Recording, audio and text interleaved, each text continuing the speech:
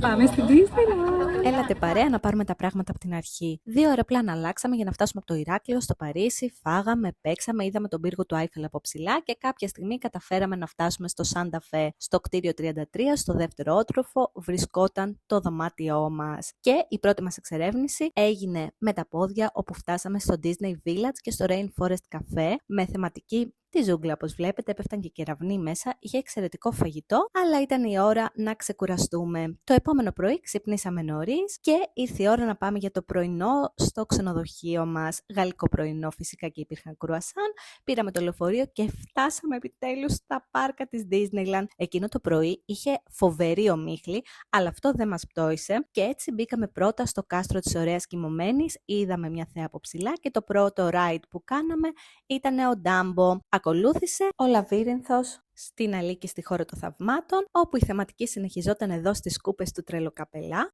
Και έπειτα κάναμε τη βαρκάδα μας στο It's a Small World, όπου 300 ανθρωπάκια χόρευαν σε απίστευτο ρυθμό. Είδαμε και τον Captain Sparrow στους πειρατές Καραϊβικής και φτάσαμε στο Discoveryland.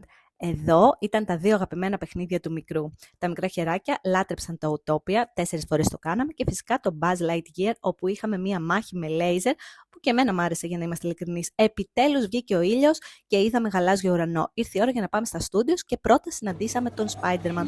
Όμως γρήγορα τρέξαμε να πάμε στο εστιατόριο που είχαμε την κράτηση για το φαγητό μας, με μπουφέ και μενού και πραγματικά ήταν όλα πολύ εντυπωσιακά και πάρα πολύ νόστιμα. Εδώ βλέπετε τι φάγαμε εμείς. Τα μικρά χεράκια έφαγαν τελικά και από το δικό μου και ήρθε η ώρα για επιδόρπιο. Βγαίνοντας, συναντήσαμε και τον Dr. Strange που μας έκανε εκπαίδευση. Λάτρεψα αυτό το σημείο από το Toy Story, αλλά πρώτα πήγαμε στο road trip των Cars και ήταν πραγματικά εντυπωσιακό και πάρα πολύ ωραίο. Και άλλα Cars εδώ συνεχίσαμε και επιστρέψαμε στο Toy Story. Ακολούθησε το 3D παιχνίδι με τον Spider-Man που πάρα πολύ μου άρεσε εμένα και καθώς πήγαμε ξανά στο πάρκο είχε έρθει η ώρα της παρέλασης. Πραγματικά μην τη χάσετε, είναι εντυπωσιακή και δεν ξέρω τι να σας πρωτοδείξω. Οι νεράιδες ήταν οι αγαπημένες μου από την Ωραία Κοιμωμένη. Κάπως έτσι βράδιασε.